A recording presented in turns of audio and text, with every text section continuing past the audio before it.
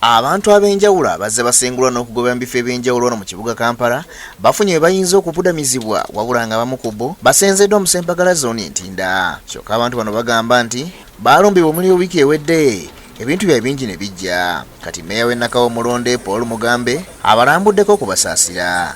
Abadduukiridde ne ssente $200 okuzzaayo kifo badde bakolera. Tuli bamega tujja kutambula buli wamu wonna.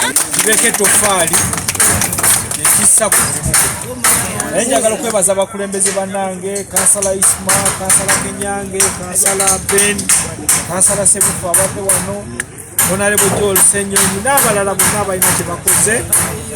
Mwebale nnyo Honorable Chocho banaye mwebale nnyo butalekerera abantu baffe nga bali mu kaseera ak'obwetaavu.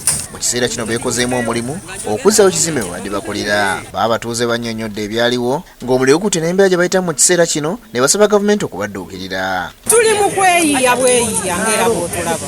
Mbaawo zaffe zonna zaaweddewo tufunawo tutandikira walubula ne mukama wange gwe njagala okulaajanira Jeno Eritumwine mukubidde amasimu gange tagakwata nsaba anyambeko kuba yamanyi kyemugamba. Bano boolaba waliwo abantu 10 ababadde balya wano.